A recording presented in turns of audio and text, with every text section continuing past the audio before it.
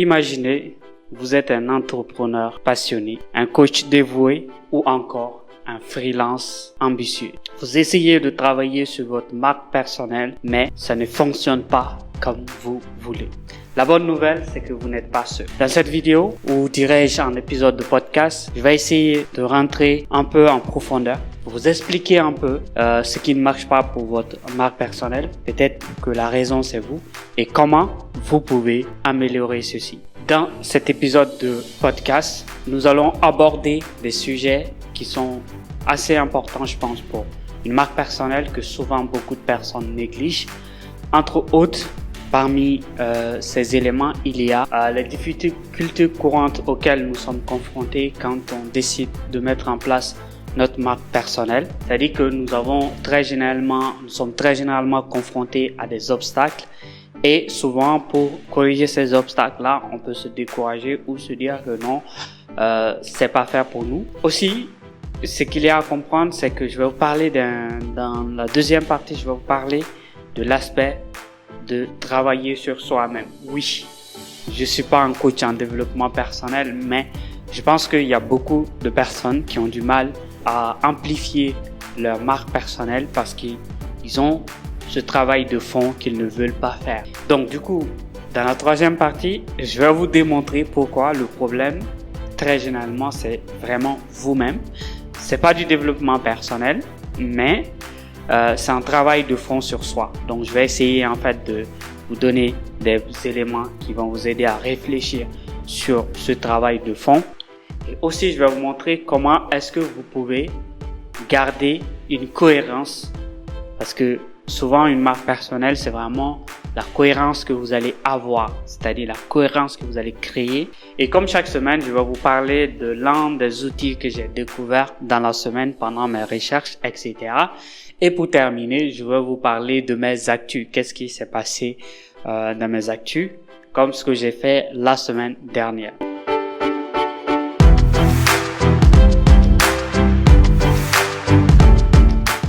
Salut à tous et bienvenue dans cet épisode de podcast. Je m'appelle Mamadou, je suis un digital designer, le fondateur de COS, un studio de branding et de design digital basé sur l'expérience utilisateur pour les entrepreneurs et les organisations. Aujourd'hui, on va parler d'un sujet qui concerne le personal branding, qui est un sujet assez important, je pense, avec le monde dans lequel on vit. Travailler sa marque personnelle, c'est un élément important, que ce soit sur l'utilisation des réseaux sociaux, dans les soirées de networking, etc. Je pense que si vous avez une marque personnelle, vous avez plus de chances de marquer les esprits et de rester dans la mémoire des autres.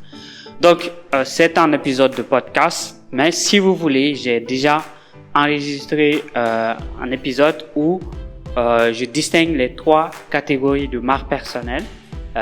L'épisode est disponible sur les plateformes de podcast et aussi sur la chaîne YouTube. Donc vous pouvez le voir, sinon vous pouvez regarder la petite notification qui s'affiche ici pour voir ça. Déjà, on va attaquer la première partie où je vais vous parler des difficultés courantes auxquelles on est confronté lorsqu'on met en place sa marque personnelle. Parce que, comme on le dit souvent, votre marque personnelle, vous l'avez déjà. C'est-à-dire que chaque être humain a une certaine personnalité, surtout dans le cadre professionnel. Vous voyez, il y a des gens qui sont très à l'heure, il y a des gens qui sont minutieux, etc., etc. Donc ça, ce sont des traits de caractère que vous avez. Et ce qui est intéressant, c'est que ces traits de caractère-là sont applicables dans le business. Aussi, les difficultés qu'on peut rencontrer aussi, c'est qu'il y a certaines personnes qui disent qu'il faut que je sois prêt à 100% avant de commencer à développer ou à travailler sur ma marque personnelle. Souvent, ils se disent, par exemple, lorsqu'on parle de la création de contenu, il y a des gens qui vont dire non, je peux pas créer du contenu comme ça, je suis un professionnel, il faut que j'ai en fait une bonne caméra, il faut que j'ai un bon studio, etc. Moi je vous dis, vous allez vraiment perdre du temps sur ça. C'est-à-dire que, comme on le dit souvent, je pense que c'est un adage qui est beaucoup utilisé en Afrique, l'appétit vient en mangeant. Et donc du coup, c'est à peu près pareil pour le développement de votre marque personnelle. Plus vous commencez à vous mettre devant la caméra de votre téléphone, plus vous avez plus de chances de vous habituer à la caméra.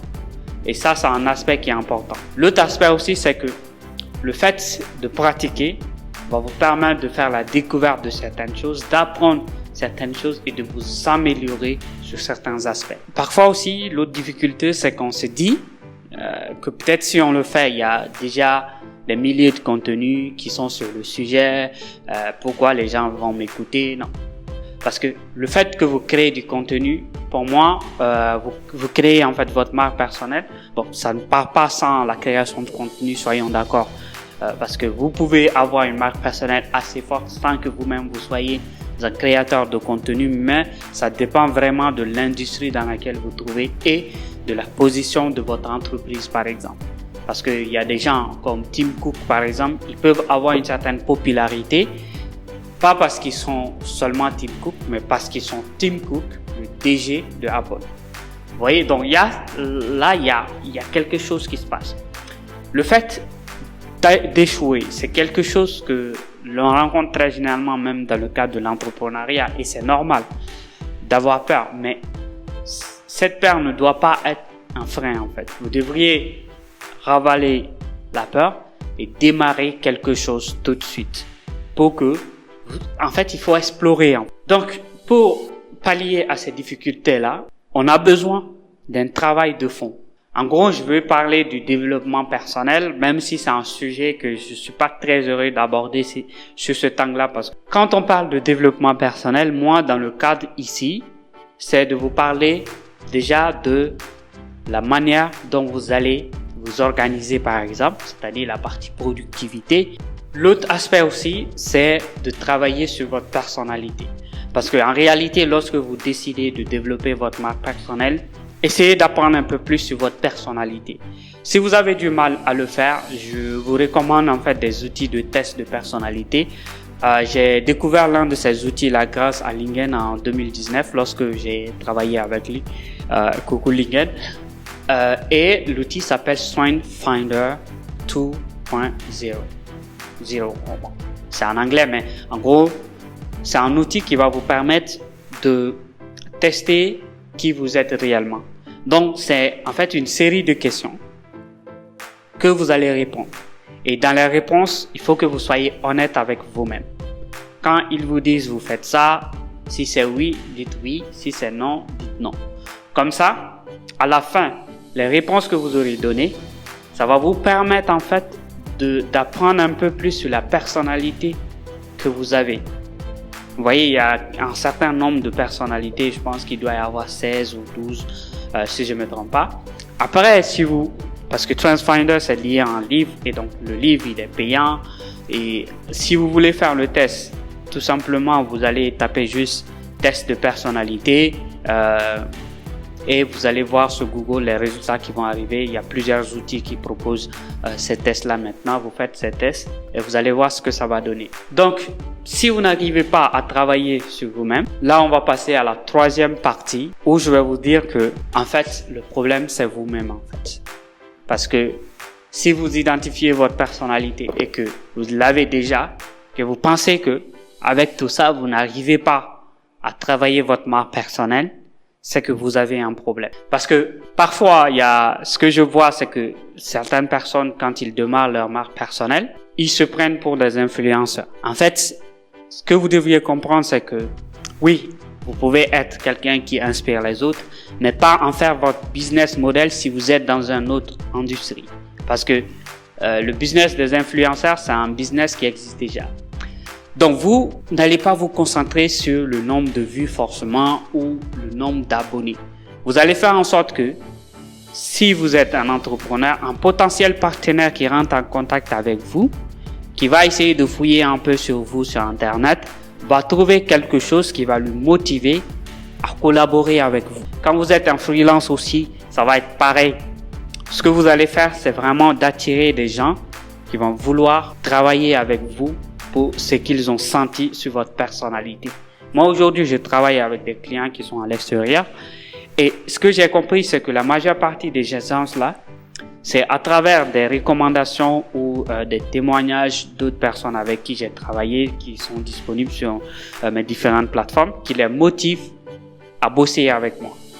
Et donc ça, c'est un aspect qui doit en fait normalement vous motiver parce que vous allez vous dire « Ah ouais, le gars, il est comme ça, il est sympa, il est professionnel, il est comme ça, ainsi de suite. » Contrairement aux influenceurs, comme ce que je viens de dire, vous n'allez pas vendre votre audience. Parce que les influenceurs, c'est ce qu'ils font. Ils montrent en fait aux marques qui ont besoin d'eux qu'ils ont des millions d'abonnés et donc ils peuvent toucher beaucoup de personnes. Et donc c'est pour cela que les marques vont les voir pour leur proposer des deals, comme par exemple des produits sponsorisés, ainsi de suite. Par contre, vous ne vendez pas votre audience. Vous vendez à votre audience. C'est deux choses qui sont différentes. Le fait de vendre à son audience, c'est quoi? C'est, par exemple, moi, c'est vrai, j'ai pas encore de produits directs. Tous les produits que j'ai, c'est la prestation de service. Je dis par exemple aux gens, ouais, je fais tout ce qui est stratégie de marque, tout ce qui est identité visuelle, tout ce qui est conception de site web, conception de matériel de marketing, des supports de marketing. Donc ça, c'est un peu la promotion de ce que je fais, que je propose. Et donc, dans mes contenus, les gens, ils découvrent que, oui, lui, il parle de personal branding, il peut m'accompagner. Lui, il parle de design, il peut m'accompagner. Il peut travailler sur mes éléments de design, etc. Donc, du coup, pourquoi aussi le problème peut être vous? Parce que souvent, vous essayez de faire comme les autres. C'est normal de faire comme les autres. Parce que, comme ce qu'on dit souvent, chaque être humain, à la base, copie les autres pour évoluer. Alors, c'est vrai que c'est pas applicable directement au business, mais je vais vous donner un exemple qui est très concret. Vous voyez, très généralement, quand vous êtes dans un environnement, pendant tout petit, à votre naissance, lorsque vous commencez à grandir, vous allez copier les gens qui sont auprès de vous, c'est-à-dire vos parents, vos frères, c'est-à-dire votre père, votre mère, votre grand frère, voilà. Pourquoi? Parce que déjà, depuis les premiers pas, vous faites les 4 pattes, vous allez voir que eux, ils marchent sur leurs 2 pieds. Vous allez essayer de les copier. Donc, vous allez essayer souvent de faire des pas jusqu'à ce que vous marchiez. Vos parents sont contents de vous. Après, vous êtes aussi confronté à la parole. Pourquoi? Quand vous êtes né dans une famille francophone, vous parlez le français. C'est après que vous allez chercher à apprendre d'autres langues, mais vous parlez le français. Si vous êtes né dans une langue, entre guillemets, par exemple en Afrique, comme le Bambara, le Mamara, qui est moi, ma langue d'origine, vous allez le parler si vous êtes dans l'environnement où on le parle. Et ça, c'est quoi? C'est parce que les parents vont parler avec vous. C'est la seule langue que vous allez comprendre au début. Donc, vous allez copier ce que les parents disent, essayer de reproduire la manière dont ils prononcent les mots et ainsi de suite. C'est pour cela que vous allez voir que les gens qui sont dans les mêmes communautés ont les mêmes accents parce que c'est une manière de copier. Par exemple, si vous venez d'un autre secteur et que vous discutez avec les gens, ils vont sentir que votre accent est différent. Donc, c'est un peu ce qui va se passer lorsque vous essayez en fait de réinventer la roue. C'est pas normal. Vous devriez en fait vous inspirer des autres. Vous pouvez faire de l'analyse de la concurrence. C'est un élément qui vous permet de comprendre ce que font déjà les concurrents et parfois aussi des concurrents directs ou indirects. Et cela va vous aider en fait à vous-même trouver votre chemin. À travers ce que eux ils font, vous allez vous organiser pour trouver votre chemin. Par contre, il faut pas les copier à 100%. Il faut pas plagier là-dessus. Pourquoi? Parce que si vous essayez de les copier à 100%, vous allez attirer la mauvaise cible. Pourquoi? Parce que eux, ils ont travaillé sur leur cible. Ils savent ce que leur cible veut, quel type de produit ils veulent. Et si vous allez juste copier ça, vous allez peut-être avoir des clients, des gens qui vont vous contacter, qui ne peuvent pas travailler avec vous. Soit ils ne seront pas satisfaits des résultats que vous leur donnez parce que vous avez copié des gens qui ont 15-20 ans d'expérience que vous, ou soit vous avez copié des gens dont vous êtes beaucoup mieux avancé qu'eux. Donc, les clients qui vont venir lorsque vous allez leur proposer votre prestation ou autre chose, ils vont dire non, que vous êtes trop cher parce que c'est pas votre cible. Vous essayez de vendre à des gens qui sont pas dans votre catégorie. Vous voyez. Et aussi, en plagiant ou en copiant textuellement les gens, vous n'allez pas être authentique. C'est-à-dire que vous allez perdre en autorité parce que les gens, ils vont voir que vous ressemblez à telle ou telle marque. Ce qui est sûr, c'est que ça va pas marcher pour vous. Et c'est à cause de ça que vous allez voir ce dont je vous ai parlé dans la première partie, les difficultés. Vous voyez. Donc, vraiment, essayez d'être vous-même, assez authentique, je dirais. Votre personnalité, c'est vraiment la seule chose que aucune personne ne peut avoir. Et donc, ça, c'est vraiment une chose sur laquelle vous devez vous focaliser, vous devez vous baser. Et donc, c'est là où vous avez vraiment besoin de travailler sur vous-même. Donc, du coup, le fait que vous allez faire cette analyse-là, nous allons passer à la 4e partie. Vous allez devoir garder ce que vous trouvez, ce que vous essayez de véhiculer. Et donc, vous allez garder votre cohérence. Vous allez travailler sur la cohérence et faire en sorte que vous gardez ça. Même si vous ajustez, les gens sentent que vous avez ajusté. Donc, pour garder cette cohérence, vous devez prendre des décisions assez stratégiques en termes de branding et en termes de design. Donc, ce sont des éléments qui sont importants pour garder la cohérence. Si vous ne travaillez pas sur votre branding ou si vous ne travaillez pas sur le style de design que vous avez, ça va être très compliqué de garder cette cohérence-là. Pour cela, vous pouvez regarder la vidéo où je vous parle des 7 étapes pour créer en fait une marque de renom. Dans cette étape, je rentre vraiment en profondeur dans la partie branding et design pour vous expliquer un peu.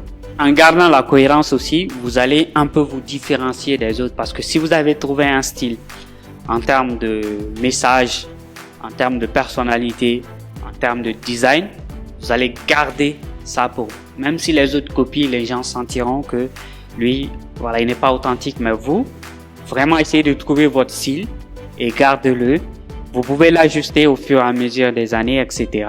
Mais gardez ce style. Par exemple, moi, je suis fan de la couleur bleue. Vous avez dû remarquer ça autour de moi ou sur mes différentes plateformes. Si vous allez sur le site de mon studio ou mon site web de marque personnelle, vous allez voir que le bleu, il est un peu partout. Souvent, ça varie en fonction des codes couleurs. Mais là, je veux vraiment aussi fusionner tout. Et donc, du coup, lorsque vous travaillez stratégiquement sur ça, vous allez faire en sorte que cette cohérence-là, elle soit visible partout. Sur votre site internet, les différents comptes des réseaux sociaux que vous avez créés. Lorsque vous allez dans des soirées de networking, oui, ça peut être au niveau de votre style vestimentaire, ça peut être au niveau de votre communication avec les gens dans le cadre professionnel, la manière dont vous allez vous présenter. Quand vous dites bonjour, moi c'est Mamadou, je suis le fondateur de Cos Digital, un studio de branding digital et de création de produits digitaux comme les sites web, qui est basé ici à Bamako, parce que si je fais du networking en présentiel, ça va être ça. Et donc du coup, ça c'est vraiment un truc que vous allez garder. Et du coup, utilisez aussi ce même aspect-là, surtout au niveau du design, pour garder un avantage concurrentiel. Il y a environ 2 ans, j'avais vu en fait une étude que j'avais postée sur mon compte Instagram. C'est @webmamadou, vous pouvez aller voir et vous abonner. C'est en fait que le design, c'est 94% de la première impression. Donc, ça veut dire quoi? Ça veut dire que quand quelqu'un va rentrer en contact avec vous, la manière dont vous avez travaillé la partie du design, cette manière-là va donner une première impression à la personne. Quand quelqu'un arrive aussi sur votre site et que le site n'est pas responsive, les polices sont des polices qui sont un peu archaïques vis-à-vis du message que vous véhiculez, ou bien le style de police que vous avez choisi ne correspond pas à la personnalité que vous avez, ou par exemple les couleurs que vous avez choisies véhiculent un autre message dans l'idée de l'utilisateur, parce qu'il y a la psychologie de couleur qui est assez important. Donc ces éléments-là, c'est eux qui vont marquer la première impression. C'est pour cela qu'il est bon de travailler sur des éléments de design. Donc le bon design va vous aider à déployer la stratégie, parce que un bon designer, c'est quelqu'un qui va pouvoir communiquer votre stratégie de marque, c'est-à-dire votre ton de la voix, votre tonalité, votre personnalité dans le design. C'est-à-dire que tout ce que la personne va faire, les éléments qu'elle va placer sur vos affiches, vos visuels des réseaux sociaux, votre site internet, votre tunnel de vente va être des éléments qui sont liés à ce que la personne a identifié comme personnalité de votre marque. Donc pour cela, pour garder cette cohérence-là, ce que vous devriez faire, utiliser les templates. Il faut en fait comprendre que il s'agit pas d'utiliser en fait des templates préfabriqués passe-partout. Ça, je conseille pas trop aux gens parce que la majeure partie de ces templates-là, c'est pas lié à votre personnalité. Deuxièmement, même si c'est lié à votre personnalité, il y a d'autres personnes aussi qui vont utiliser les mêmes styles. Et donc, du coup, parce que ça soit un template gratuit ou un template payant, que ce soit pour votre site ou pour vos visuels des réseaux sociaux, il faut que vous sachiez comment personnaliser. Donc, comme vous n'êtes pas un designer peut-être, mais si vous êtes un designer, alors vous avez une chance. Vous pouvez en fait personnaliser pour que ça corresponde exactement à ce que vous voulez. Mais moi, c'est vraiment pas ce que je vous conseille si vous êtes designer. Par contre, si vous êtes une marque et que vous n'avez pas les moyens de recruter un designer, parce que voilà, travailler avec un designer, ça a forcément des coûts parce que c'est une profession qui est assez noble, entre guillemets, qui demande beaucoup de créativité, beaucoup de recherche, beaucoup de formation. Donc du coup, forcément, si vous voulez avoir un bon résultat, ça va vous coûter un peu. C'est un peu comme si vous essayez d'acheter un téléphone et vous vous redirigez vers un iPhone au lieu de... Je sais pas quelle marque déjà. On laisse tomber ça. Là, les types de templates dont je vous parle, c'est vraiment des templates faits maison. C'est quoi? Parce que vous allez travailler avec quelqu'un qui va travailler votre branding. Et dans ce travail de fond-là, soit la personne c'est un designer qui est spécialisé aussi dans le design dans le déploiement de votre stratégie de marque en design. Donc la personne va créer en fait votre identité visuelle et dans l'identité visuelle, elle va créer aussi le matériel marketing, c'est-à-dire les supports marketing comme les visuels des réseaux sociaux, les e-books, les rapports, etc. Donc tous ces éléments-là que la personne va créer vont être un template que la personne va vous donner. Ça peut être par exemple d'une source, les fichiers sources d'un logiciel de conception et la personne va vous montrer comment vous pourriez changer le texte, ajuster les titres, etc., etc. Ou encore, vous pouvez en fait utiliser des outils comme Canva. Par exemple, moi, ce que je fais, c'est que quand je crée en fait les templates avec mon logiciel, j'utilise la suite Affinity et Figma. J'utilise plus la suite Adobe. Donc, du coup, ces éléments que je vais créer, si le client a besoin et en fonction de l'offre que le client a validé chez moi, ce que je fais, c'est que je crée en fait des templates que j'intègre sur Canva, où je lui donne la source, mais très généralement sur Canva parce que c'est un outil où tu n'as pas besoin d'être un designer pour l'utiliser. Donc du coup, vous allez en fait sur Canva, les templates qui sont reproduits, la personne elle peut changer en fait le texte, changer les images, déplacer certains éléments et vraiment avoir en fait une certaine cohérence parce que ce que moi je vais faire, c'est que dans les templates que je vais créer, ça va être lié au visuel que la personne a validé dans le processus de création de son identité visuelle. Donc, ces mêmes éléments vont être appliqués directement dans son identité, ce qui va faire que la personne va garder vraiment cette cohérence, typo, couleur, logo, ainsi de suite, vraiment tous les éléments, même les icônes, etc. Souvent, je fais même des icônes pour eux, donc ça leur permet de garder cette cohérence-là. Et d'autres aspects aussi de template, c'est par exemple, moi, dans mon workflow, aujourd'hui, j'utilise des templates Notion.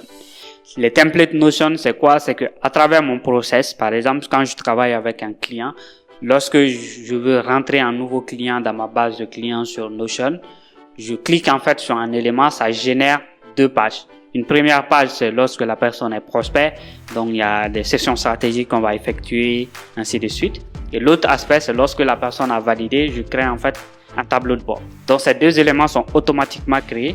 Et par exemple, dans le tableau de bord que je partage avec le client, dans ça, il y a les différents types de prestations que je fais avec les clients et mon process dedans. Par exemple, si le client a opté pour un projet de site internet, directement, je vais générer en fait le modèle de site internet qui va venir avec les process. Maintenant, vu que chaque marque est différente, chaque client est différent, donc du coup, je vais ajuster un peu, mais ça va me permettre de gagner quelques heures de travail, le temps de créer tout ça de A à Z. Lorsque je prépare aussi mes propositions pour le client, lorsque j'ai discuté avec le client, il est OK qu'on travaille ensemble. Donc, je prépare une proposition pour lui montrer en fait les détails et qu'on soit sûr qu'on est sur la même longueur d'avance sur le livrable. Et donc, dans ce cas aussi, j'ai un template que j'utilise. Donc, dans ce template, j'ai mis en fait des informations qui sont statiques. Les informations que je change, c'est la partie des détails et le devis qui est inclus directement dans ce même template. Donc, le fait d'utiliser ça, même pour mes carousels aussi, je crée un template et à chaque fois quand je veux poster un carrousel, j'utilise le même. Donc, il y a les paginations qui restent comme la signature en bas ou bien le numéro de page ou bien la flèche. Ce sont des éléments qui restent.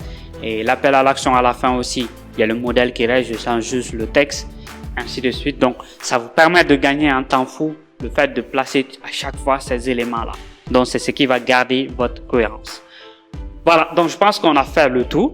Maintenant, je vais vous parler, comme chaque semaine, de la ressource de la semaine et de mes actus. Alors, j'ai découvert en fait un outil qui s'appelle CopyLeak. Je pense que c'est comme ça qu'on dit, leaks.com. Donc, en fait, c'est un outil. Alors, c'est un peu cher. Je vous recommande pas vraiment si vous n'avez pas assez les moyens d'investir ou bien si vous n'êtes pas dans un domaine où vous avez régulièrement besoin. Mais ils ont intégré l'intelligence artificielle, donc ça peut être intéressant. Donc, c'est un outil qui va vous permettre, lorsque vous avez un site web où vous avez en fait certains types de contenus, vous mettez en fait dans l'outil et lui, il va faire des recherches automatiques sur Internet pour vous trouver des contenus qui sont identiques. Vous voyez, et donc ça vous permet en fait de voir en fait les gens qui ont plagié en fait votre style de design ou même de messages que vous utilisez. Vous allez voir ces éléments-là. Donc, pour mes actus, cette semaine, il n'y a pas eu grand-chose, mais il y a eu un truc important. Il n'y a pas eu grand-chose, mais un truc important.